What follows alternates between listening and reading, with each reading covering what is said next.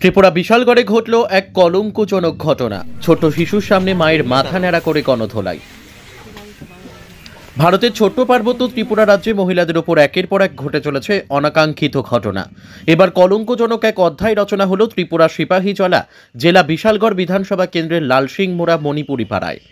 এই এলাকার এক গৃহবধূকে মাথা ন্যাড়া করে প্রকাশ্যে দিনের বেলায় বেধড়ক মারধর করল স্থানীয় কিছু লোক, যা বর্তমান সভ্য সমাজে অত্যন্ত নিন্দনীয় ও লজ্জাজনক। বিষয়টি সামাজিক মাধ্যমে মুহূর্তের মধ্যেই ছড়িয়ে পড়তে চারিদিকে ছি ছি রব বিরাজ করছে। গর্ভধারিণী মায়ের ছোট্ট সন্তানের সামনে মাথা ন্যাড়া করে প্রকাশ্যে দিনের বেলায় মারধর করল স্থানীয় কিছু লোকজন। ওই ছোট্ট সন্তানের সামনে তার মায়ের এই নির্যাতন কতটা প্রভাব ফেলবে তা কিন্তু কোনো মনোবিদ ও আন্দাজ করতে পারবেন। এই ঘটনার খবর পেয়ে বিশালগড় থানার পুলিশ ঘটনাস্থলে ছুটে গিয়ে আক্রান্ত মহিলা সহ তার চুল উদ্ধার করে থানায় নিয়ে যায়। ত্রিপুরা ও কেন্দ্রীয় সরকার বেটি বাঁচাও বেটি পড়াও বলে মহিলাদের নিরাপত্তা নিয়ে যতই গলা ফাটিয়ে বিভিন্ন ব্যানারে প্রচার করলেও বাস্তবে যে তারা মহিলাদের সুরক্ষায় অনেকটাই ব্যর্থ তা যেন আরও একবার প্রমাণিত হলো এই ঘটনায়।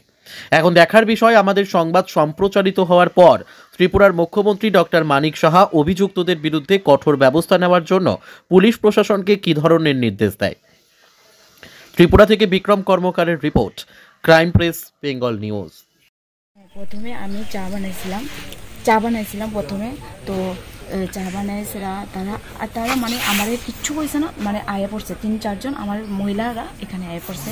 তো আমারই জিজ্ঞাসা করছে তুমি কি যাইবা নাকি টিকিট কেটে লইছ, তুমি কি থাকবা না থাকবা না, এভাবে জিজ্ঞাসা করছে। তো আমি বলছি না আমি থাকতাম না, আমি যাবো, আমি থাকতাম না, আমি যাবো। তারপরে দিয়ে এক মহিলা এছাড়া আমার এমন গালি দিয়া দিছে। তারপরে আমি দাউলে এইভাবে শুধু করছিলাম। এভাবে করার পরে তারা চুল তাই না আমার পুরো আমার অবস্থা করে পড়লেছে, তাই না হেসরায় তাই না এখানে আয়া আমার চুলটা টাইনা মানে চুলটা খিচ্ছে মানে তারা কেচি দিয়া কাটন আরম্ভ করছে। মানে কারা মহিলারা, গ্রামের মহিলারা।